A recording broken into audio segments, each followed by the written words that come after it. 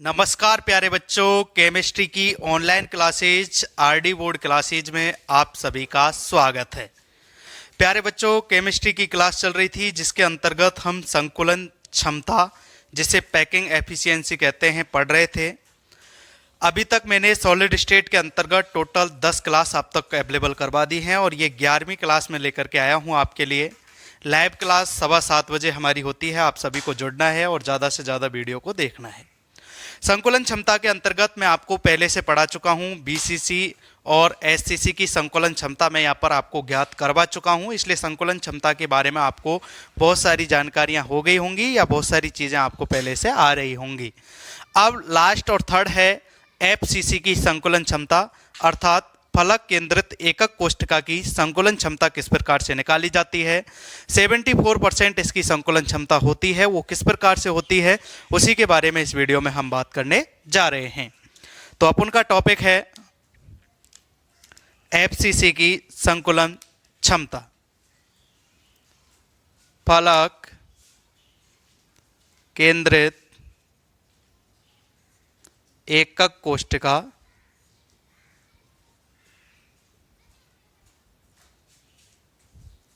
FCC की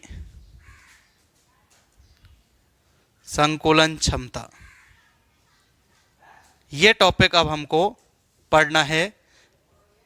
packing efficiency percentage में निकालनी है एफसीसी की।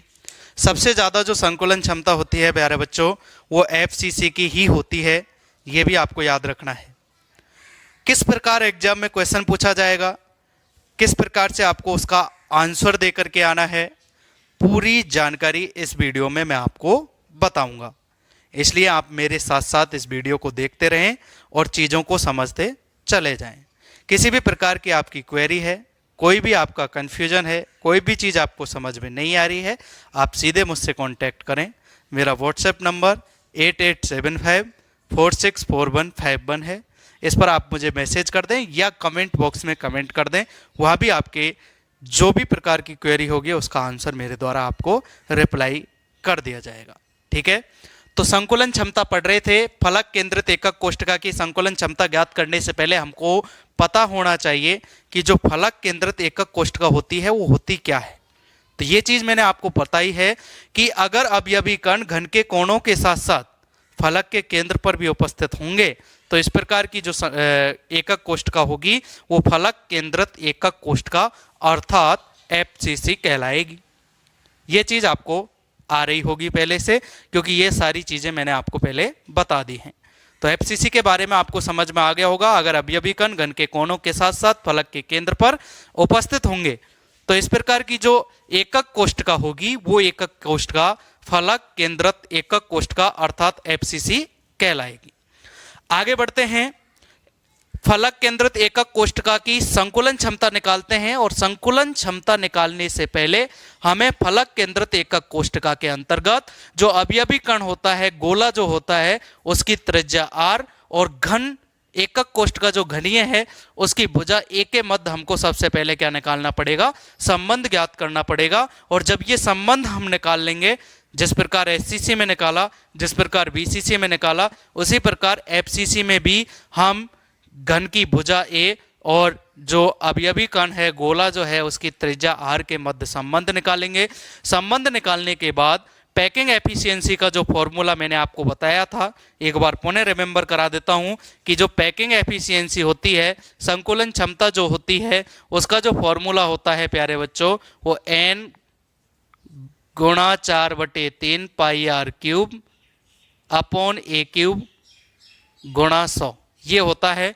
इसमें हमको a और r को एक दूसरे में जब इंटरचेंज कर लेंगे तो या तो a की जगह r रख देंगे या r की जगह a रख करके हमको यहाँ पर क्वेश्चन सॉल्व कर लेना है। ठीक है, वहां से संकुलन क्षमता हमको ज्ञात कर लेनी है। तो आगे बढ़ते हैं। पैकिंग एफिशिएंसी में हम यहाँ पर फलक केंद्रित जो एकक कोष्ठका होगी उसका डायग्राम बना करके बताते हैं, क्योंकि ये जो डायग्राम होता है इसी से आप संकुलन क्षमता निकाल सकते हैं। एससीसी के अंतर्गत किस प्रकार का चित्र बनेगा, एफसीसी के अंतर्गत किस प्रकार बनेगा और बीसीसी के अंतर्गत किस प्रकार बनता है, ये सारी चीजें आपको आना बहुत जरूरी है। तो यहाँ पर मैं सबसे पहले एफसीसी जो होती है फलक केंद्रित जो एकक कोष्ठिका होती है उसके अंतर्गत जो अवयवी कण हैं उनकी व्यवस्था किस प्रकार से होती है और संकुलन क्षमता ज्ञात करने के लिए किस प्रकार से हम डायग्राम बनाते हैं या चित्र बनाते हैं, ये सारी चीज़ें हमको जानना बेहद ज़रूरी है। इस प्रकार से हमको ये चीज़ें जानना बहुत ज़रूरी है। इस प्रकार से आप डायग्राम बना सकते हो। आप चाहो तो बड़ा करके डायग्राम बना सकते हो, छोटा डायग्राम बना सकते हो, किसी भी प्रकार से आप बनाएं, लेकिन आप अच्छे से बना करके आएँ जिससे संकुलन क्षमता समझने में आपको ज़्यादा परेशानी हो ना। तो यहाँ पर मैं आपको संकुलन क्षमता ज्ञात करना सिखाऊंगा, किस प्रकार से संकुलन क्षमता एफसीसी की निकाली जाती है, किस प्रकार ये डायग्राम बनाया जाता है, सारी चीज़ें हम इस वीडियो में डिस्कस करेंगे। तो ये हम एफसीसी के लिए हमने घन का चित्र बना लिया। अब इसको एफसीसी में रूपांतरित करने के लिए अवयवी कणों को घन के कोणों के साथ साथ फलक के केंद्र पर रखना पड़ेगा। तो मैं माना कि यहाँ पर ले लेता हूँ, ये घन का एक कोना ले लिया, ये दूसरा वाला कोना ले लिया और बीच में फलक पर हमने एक अवयवी कण ले लेंगे।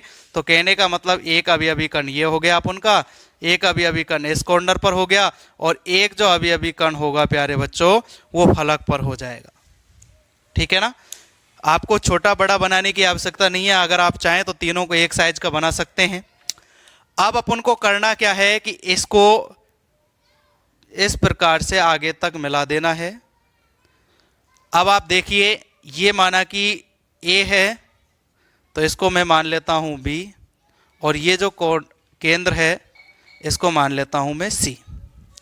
तो आपके पास जो ए बी है प्यारे बच्चों, ए बी के बारे में आपको जानना बेहद जरूरी है कि जो ए बी है वो कितना होगा।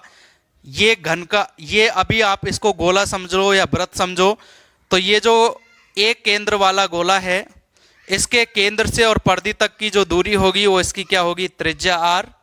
इसी प्रकार बी केंद्र वाला जो गोला है उसके केंद्र से लेकर के और परिधि तक की जो दूरी होगी वो भी क्या होगी प्यारे बच्चों, आर, अर्थात उसकी त्रिज्या। इसी प्रकार से जो सी केंद्र वाला है उसका आर और ये आर। कहने का मतलब ए से लेकर बी तक टोटल कितने आर हो गए, 4 आर। यहां पर मैं लिख सकता हूं कि भाई अपन का जो ए बी होगा वो कितने के बराबर होगा, 4 आर के बराबर होगा। यहां पर हमारे पास ए बी का मान आ चुका है। कहने का मतलब जो ए बी है उसका जो मान है, अगर उसको त्रिज्या के रूप में देखें तो ए बी का जो मान है वो है प्यारे बच्चों 4 आर। कहने का मतलब सबसे पहले मैं टॉपिक लिख देता हूं, टॉपिक का नाम लिख देता हूं, और टॉपिक का नाम है संकुलन क्षमता ज्ञात करने के लिए त्रिज्या आर और जो घन की भुजा है ए के मध्य संबंध। तो शॉर्ट में मैं यहाँ लिख देता हूं ए व आर के मध्य संबंध। तो यहां पर मैंने सबसे पहले लिख दिया है कि हमारा जो ए बी है वो किसके बराबर आ चुका है, हमारा ए बी आ गया है 4 आर के बराबर। कहने का मतलब ए बी का मान कितना होगा, 4 आर होगा। ये चीज आपको समझ में आ गई होगी। किस प्रकार से हुआ, ए से, ए जो केंद्र है, केंद्र से लेकर परिधि तक आर, इसी प्रकार से सी से परिधि तक आर, सी से इधर की तरफ परिधि तक आर, और बी से अपन की परिधि तक की जो दूरी है वो आर। इस प्रकार ए बी बराबर हो गया 4 R. R R R R जुड़ करके कितना हो गया, 4 आर। तो ए बी का मान आ गया 4 आर। अब यहां पर जो समझने वाली बात है कंप्लीट, वो निम्न प्रकार से है। मैंने इसको ए दे दिया, इसको बी दे दिया, इसको सी दे दिया, और इस वाला जो कोना है इसको मैं मान दे देता हूं डी। अब यहां पर आपको एक चीज दिख रही होगी, त्रिभुज ए बी डी। तो वहां पर जो बी डी है वो भुजा है ए, यहां पर जो ए डी है ये भी भुजा है ए, लेकिन अपन का ए बी है ये भुजा नहीं है, ये फलक का एक, फलक के केंद्र से गुजरती हुई एक तरह से आप विकर्ण मान सकते हो इसको। लेकिन अभी सिर्फ आपको इसको ए बी जानना है। अब आपको दिख गया होगा त्रिभुज ए बी डी। इस वाले त्रिभुज का मैं यहां पर चयन कर रहा हूं, ए बी डी। और ये जो त्रिभुज ए बी डी है ये एक समकोण त्रिभुज है। कैसा त्रिभुज है, समकोण त्रिभुज है। उसका कारण है कि ये वाला जो कोण है वो 90 डिग्री है प्यारे बच्चों, और 90 डिग्री के सामने वाली जो भुजा होती है वो समकोण त्रिभुज की क्या कहलाती है, विकर्ण कहलाती है। और बची हुई दो भुजा हैं वो आधार और लंब कहलाती हैं, इसलिए समकोण त्रिभुज के अंतर्गत लगती है पाइथागोरस प्रमेय। और जब समकोण त्रिभुज के अंतर्गत पाइथागोरस प्रमेय लगेगी तो पाइथागोरस प्रमेय जो होती है वो निम्न प्रकार से होती है कि जो पाइथागोरस प्रमेय है वो होती है कर्ण का स्क्वायर बराबर लंब का स्क्वायर प्लस आधार का स्क्वायर। कहने का मतलब जो पाइथागोरस प्रमेय होगी वो कर्ण का वर्ग बराबर लंब का वर्ग प्लस आधार का वर्ग। कहने का मतलब जो विकर्ण का वर्ग होगा वो अन्य दो भुजाओं के वर्ग के योग के बराबर होगा। पाइथागोरस प्रमेय केवल और केवल समकोण त्रिभुज में लिखती है। तो अब हम इस क्वेश्चन को आगे बढ़ाते हैं और सबसे पहले लिख देते हैं यहां पर समकोण त्रिभुज ए बी डी में पाइथागोरस प्रमेय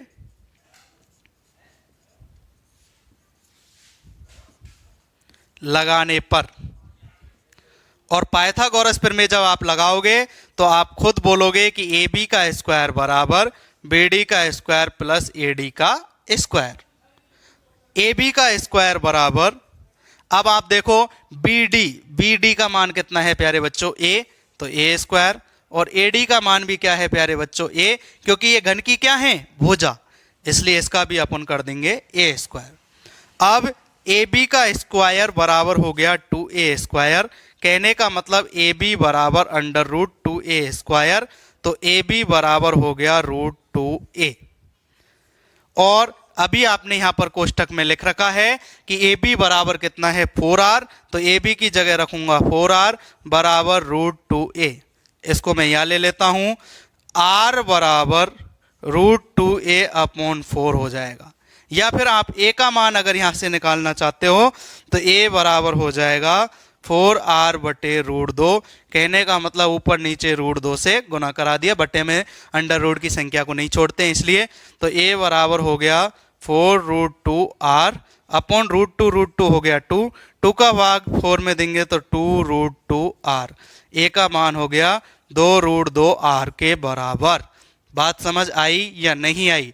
मुझे उम्मीद है बात बहुत समझ में आई होगी। एक बार पुनः आपको समझा दूंगा, लेकिन ये मैं उम्मीद कर सकता हूं कि जो घन की भुजा ए है और जो त्रिज्या आर है उसके मध्य जो मैंने संबंध आपको बताया है, ये संबंध आपको सहर्ष समझ में आया होगा, ऐसी मैं आपसे उम्मीद भी कर सकता हूं और कल्पना भी कर सकता हूं। तो ये चीज आपको समझ में अच्छे से आ गई होगी। इसको एक बार नोट कर लें, समझ लें, और उसके बाद अपन आगे कंटिन्यू ये वीडियो करने वाले हैं।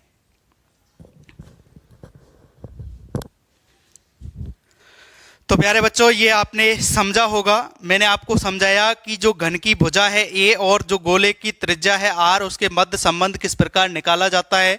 एफसीसी के लिए, एससीसी के लिए अलग होगा, बीसीसी के लिए अलग होगा और एफसीसी के लिए अलग होगा। सबके लिए अलग अलग होगा, इसीलिए संकुलन क्षमता का मान भी सबके लिए क्या होता है, अलग अलग होता है।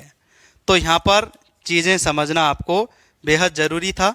मैंने आपको बताया कि इस प्रकार से आपको डायग्राम बनाना है। आप चाहो इस वाले फलक पे बनाओ, आप चाहो नीचे वाले फलक पे बनाओ, कहीं भी बनाओ डायग्राम यही बनेगा, क्योंकि एफसीसी में अवयवी कण कोणों के साथ साथ फलक के केंद्र पर भी उपस्थित होगा। इसलिए फलक, किसी भी फलक को आप चूज कर सकते हो। 6 फलक हैं आपके पास, इन 6 फलक में से किसी भी फलक पर आप ये डायग्राम बना करके यहाँ पर जो संबंध है वो आप आसानी से ज्ञात कर सकते हो। एक बार पुनः मैं आपको समझा देता हूं। यहां पर मैंने त्रिभुज ए बी डी समकोण त्रिभुज का यूज किया। समकोण त्रिभुज ए बी डी में मैंने पाइथागोरस प्रमेय लगाई। पाइथागोरस प्रमेय ने कहा कि ए बी का स्क्वायर बराबर बी डी का स्क्वायर प्लस ए डी का स्क्वायर होता है। यहाँ पर ए बी का स्क्वायर बराबर ए स्क्वायर प्लस ए स्क्वायर होता है, तो ए बी का स्क्वायर बराबर 2a स्क्वायर हो जाएगा। ए बी बराबर अंडर रूट 2a स्क्वायर हो जाएगा, तो यहाँ पर ए बी का मान आ जाएगा रूट 2a। और हमको पता है कि ए बी कितने के बराबर है, 4r के बराबर है, इसलिए मैंने ए बी की जगह 4r रखा बराबर रूट 2a किया। कहने का मतलब a बराबर 4r अपॉन रूट 2, ऊपर नीचे रूट 2 से गुना इसलिए कराया क्योंकि बटे में अंडर रूट की संख्या को नहीं छोड़ते हैं। तो रूट 2 को रूट 2 से गुना कराएंगे तो इसका अंडर रूट हट जाएगा, ये 2 बन जाएगा, और 4r को रूट 2 से गुना कराएंगे तो 4 रूट 2 हो जाएगा। 2 का भाग 4 में 2 बार जाएगा, तो a का मान 2 रूट 2 आर के बराबर आ जाएगा। इस प्रकार से जो एफसीसी है अर्थात फलक केंद्रित एकक जो कोष्ठका है उसके लिए जो घन की भुजा ए है और त्रिज्या जो आर है गोले की, उनके मध्य जो संबंध होता है वो निम्न प्रकार से निकाला जाता है। मुझे उम्मीद है ये चीज़ आपके समझ में आ गई होगी। फिर भी आपकी किसी भी प्रकार की क्वेरी है, कोई भी आपके दिमाग में क्वेश्चन है, तो प्लीज़ आप मुझसे कांटेक्ट कर लें, कमेंट कर दें या व्हाट्सएप कर दें, वहाँ पर भी मैं आपको समझा दूंगा। आगे बढ़ते हैं। हमारा उद्देश्य है फलक केंद्रित एकक कोष्ठका एफसीसी की संकुलन क्षमता निकालने का। अब हमको इसकी संकुलन क्षमता निकालनी है। तो प्यारे बच्चों, अब हम फलक केंद्रित एकक कोष्ठका की जो संकुलन क्षमता हमें ज्ञात करनी थी उसके बारे में बात कर लेते हैं। संबंध हमने निकाल लिया है, ए और आर के मध्य संबंध हमने ज्ञात कर लिया है। अब हमको ज्ञात करना है एफसीसी की संकुलन क्षमता।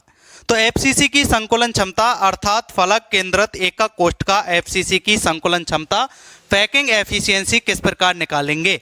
तो आपको पता है कि आपने एससीसी, बीसीसी और एफसीसी की एससीसी और बीसीसी की जिस प्रकार से संकुलन क्षमता निकाली है, उसी प्रकार से हम एफसीसी की भी संकुलन क्षमता ज्ञात करेंगे।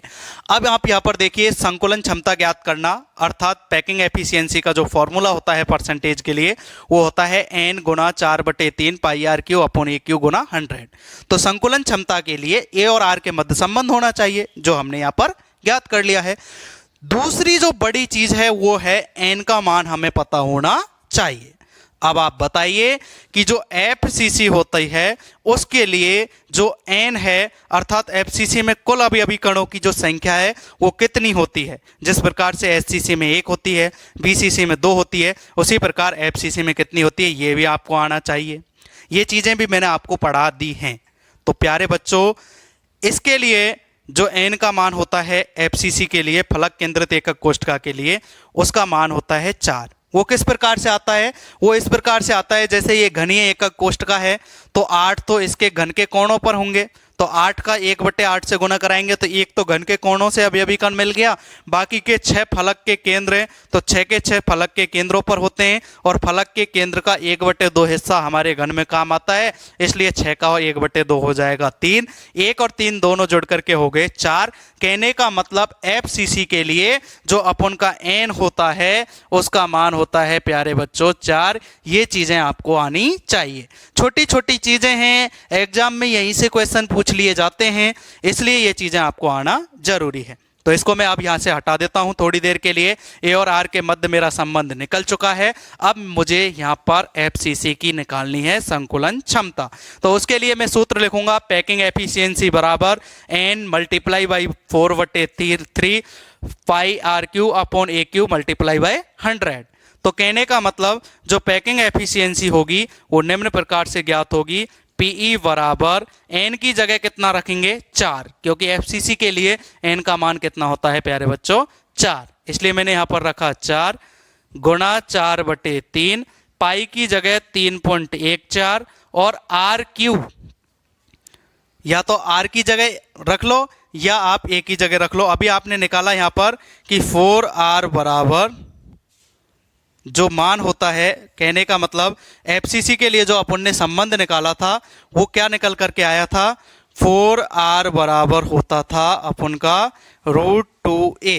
कहने का मतलब r बराबर √2 अपॉन 4a, ये मान निकला था, ठीक है ना। या फिर आप इसको ऐसे लिख सकते हो a अपॉन 2√2, कुछ भी लिख लो। r के पद में लिखोगे तो ऐसे, a के पद में लिखोगे तो 4r/√2, जहां से इसको सॉल्व करके हमने निकाला था 2√2r।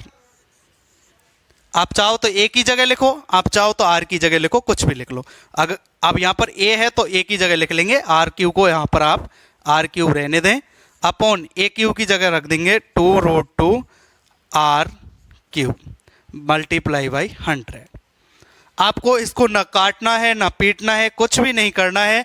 आपको पैकिंग एफिशिएंसी और परसेंटेज जो है वो डायरेक्ट कितना लिख देना है 74%।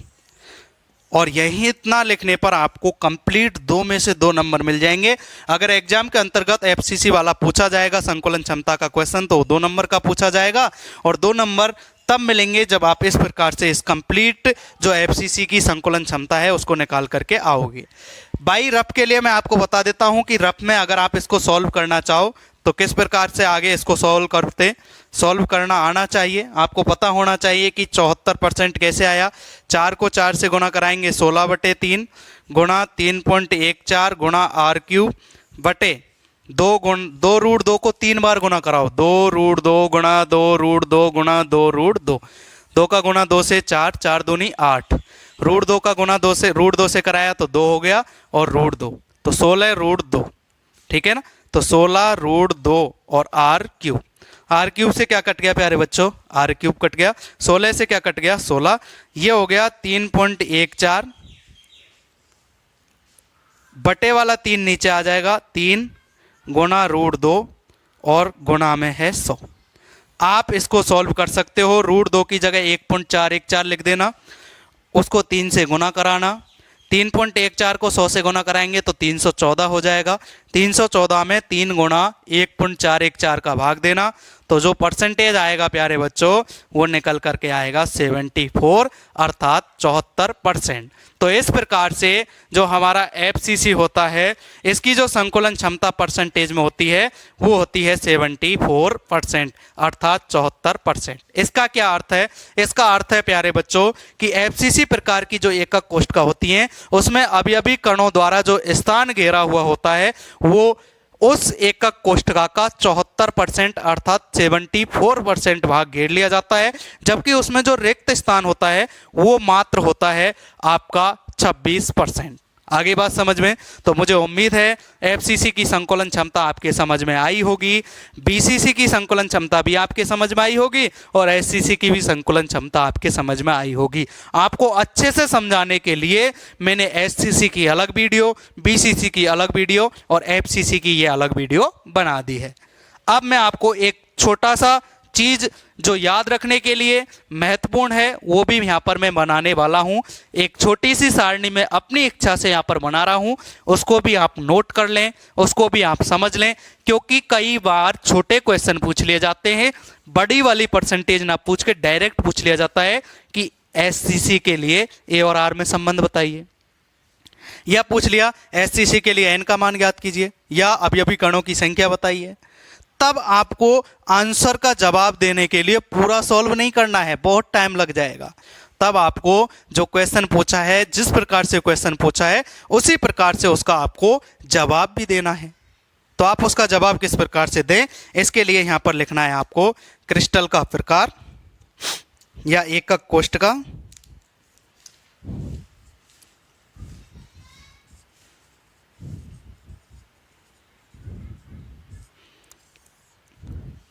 A व R में संबंध,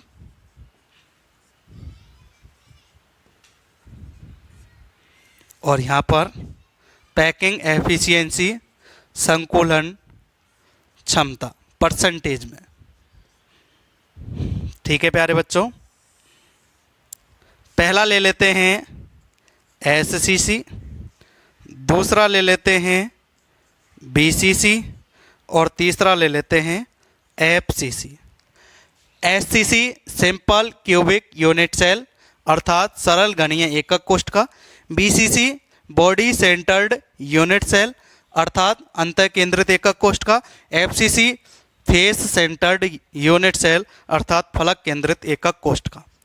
A और R के संबंध की बात करें तो SCC के लिए A बराबर होता है प्यारे बच्चों 2R, और संकुलन जो क्षमता होती है वो होती है प्यारे बच्चों, एक और कॉलम बना लो आप, इसमें इधर की साइड बना देता हूं, n का मान कितना होगा ये भी आपको याद रखना है। इसकी संकुलन क्षमता होती है लगभग 52.4% और इसके लिए जो n का मान होता है प्यारे बच्चों वो होता है 1। इसी प्रकार से BCC के लिए जो संबंध आया था वो आपका आया था 4R बराबर √3a, या a का मान निकालना है तो 4R अपॉन √3, या √3 का ऊपर नीचे भी गुणा करा सकते हो आप। तो यहां से a बराबर आ जाएगा 4√3R बटे 3, तो a बराबर 4√3R बटे 3। ठीक है, इसके लिए जो परसेंटेज का मान होगा वो 68% होगा और n का जो मान होगा प्यारे बच्चों वो होगा 2। इसी प्रकार से जो FCC है उसके लिए अभी संबंध जो हमने निकाला कि हमारा 4R बराबर जो था वो √3A के बराबर था। तो FCC के लिए, सॉरी, ये तो अपन ने निकाला किसके लिए, BCC के लिए। BCC के लिए 4R बराबर √3A हो गया, और FCC के लिए अभी अभी अपन ने जो निकाला था 4R बराबर √2A के बराबर था। इसलिए यहाँ से A बराबर 4R अपॉन √2, ऊपर नीचे मैंने √2 से गुणा करा दिया था, तो A का मान 4√2R बटे 2 हो गया था। 2 से ये 2 बार कट गया था, A का मान 2√2R आया था। तो यहाँ पर A बराबर लिख सकता हूँ 2√2R। और संकुलन क्षमता जो थी वो 74% थी। n का मान जो था वो कितना था, 4। ये आप एक बार शॉर्ट में भी याद कर लें, अलग से भी लिख लें, जिससे कि आपको याद करने में कोई आपत्ति नहीं होगी। ये मैंने आपको एक तरह से समरी बता दी है लास्ट में SCC, BCC और FCC की। प्यारे बच्चों, कमेंट करके ज़रूर बताएं हमारे द्वारा जो वीडियो आपको समझाई गई है वो आपकी कितने समझ में आई है। अगर आपको समझ में आई है तो प्लीज़ आप हमें कमेंट कर दें, वीडियो को लाइक कर दें। चैनल पर पहली बार विजिट कर रहे हैं तो चैनल को सब्सक्राइब कर लें, और सब्सक्राइब करते समय बेल आइकन ऑन कर लें, जिससे आपको रेगुलर वीडियोज इसी प्रकार से मिल सकें। धन्यवाद। जय हिंद, जय हिंद।